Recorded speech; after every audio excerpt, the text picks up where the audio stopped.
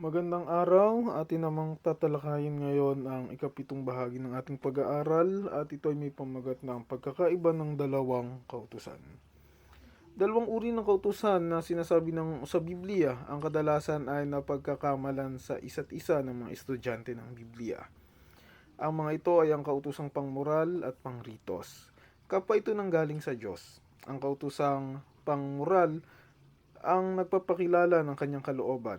Ang kautosang pangritos ang nagpapakilala ng ebanghelyo sa pamamagitan ng mga sagisag at mga larawan. Sa santuario, ang Israel ay nagkaroon ng ebanghelyo katulad ng nasa atin ngayon. Basahin ang Hebreo 4, verse 1 hanggang 2. Unang tanong, anong kautusan ang nagpapahayag ng kasalanan? Roma 7, verse 7. Ano nga ang ating sasabihin? Ang kautusan ba'y kasalanan? Huwag nawang mangyari. Gayunmay hindi ko sana nakilala ang kasalanan kung hindi sa pamamagitan ng kautusan, sapagkat hindi ko sana nakilala ang pag-iimbot kung hindi sinasabi ng kautusan, huwag kang mag-iimbot. Ang ikasampu ng 10 utos ang nagbabawal ng pagiging sakim ng isang tao.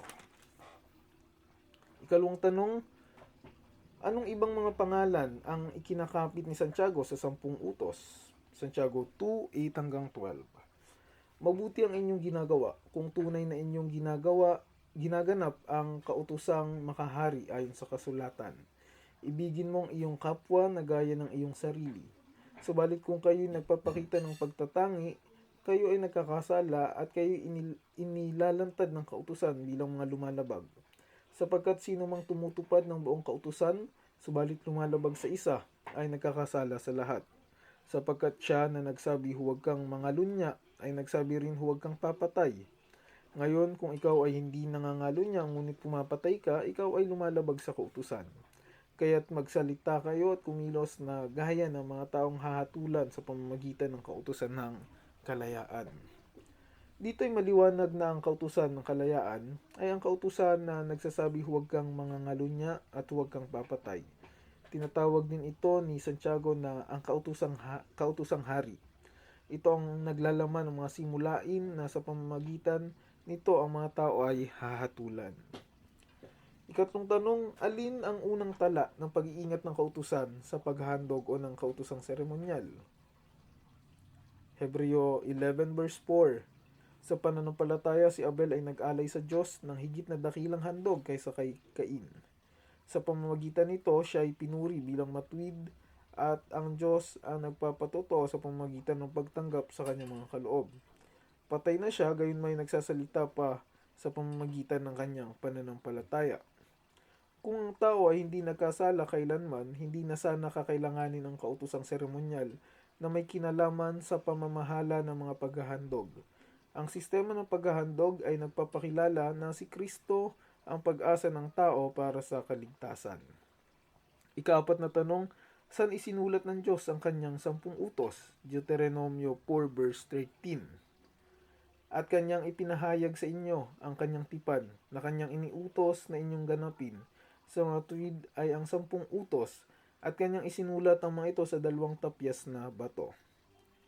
Ikalimang tanong, sa ano isinulat ni Moises ang kautusan na ibinigay ng Diyos? Deuteronomio 31 verse 24.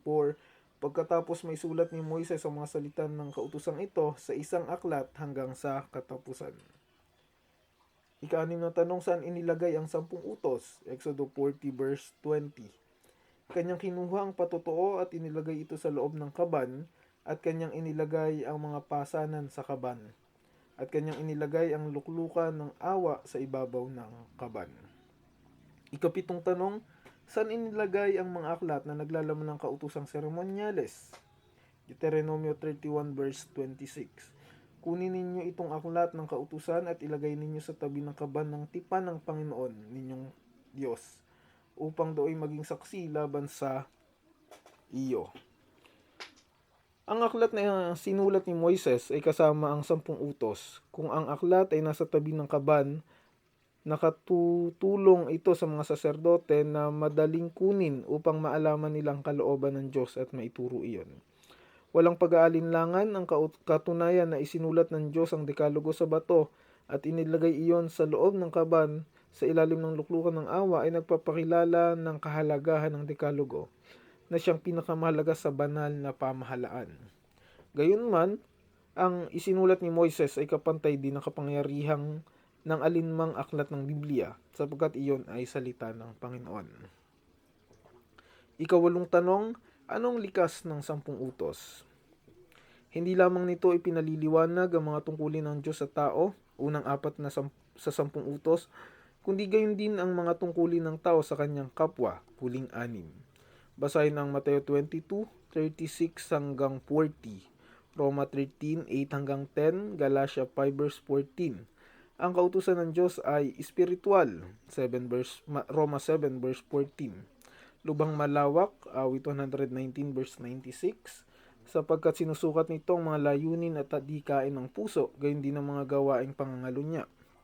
Mateo 5 verse 27 hanggang 28 at Marcos 7:21 hanggang 23. Ikasyam na tanong, mayroon bang nagawang pagpapasakdal ang kautosang seremonyal? Hebreo 7 verse 18 hanggang 19. Sa kabilang dako, mayroong pagpapawalang bisa sa naunang utos sapagkat ito ay mahina at walang pakinabang. Sapagkat ang kautusan ay walang pinasasakdal. Sa gayon ay pinakikilala ang isang higit na mabuting pag-asa na sa pamamagitan nito ay lumalapit tayo sa Diyos. Anong layunin ng sistemang seremonyal? Kung hindi ito nagpapasakdal, bakit ibinigay ito ng Diyos? Bakit mula kay Adan hanggang sa panahon ni Kristo sila ay naghahandog kung ang ritos ay walang nagawang tiyak na kaligtasan? Itong mga larawan na sa pamamagitan nito, ang tao ay tinuruan ng panukalan ng kaligtasan. Ang bawat handog ay umaanino sa pangkatapusang kordero ng Diyos na mag-aalis ng mga kasalanan ng sanlibutan. Juan 1 verse 29. Ikasampung tanong, ang kamatayan ba ni Kristo ang sumira sa 10 utos? Paano pinahalaga ng mga apostol ang kautosang ito? Basahin ang Roma 7 verse 7 at 12 at Santiago 2 verse 10 hanggang 12. Hindi nakakita ng isang pagkasira ng Dekalogo ang mga apostol doon sa krus.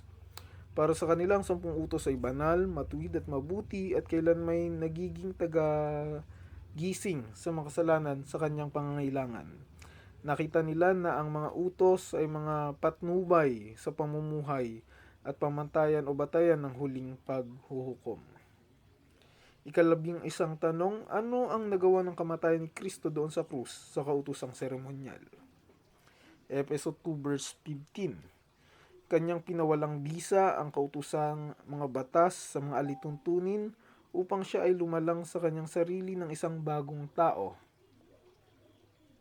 Kapalit ng dalawa, sa gayoy gumagawa ng kapayapaan. Ang kamatayan ni Kristo doon sa krus ang naging wakas ng sistemang ritos, sapagkat siya ang kordero na ang lahat ng mga paghahandog ay nakaturo.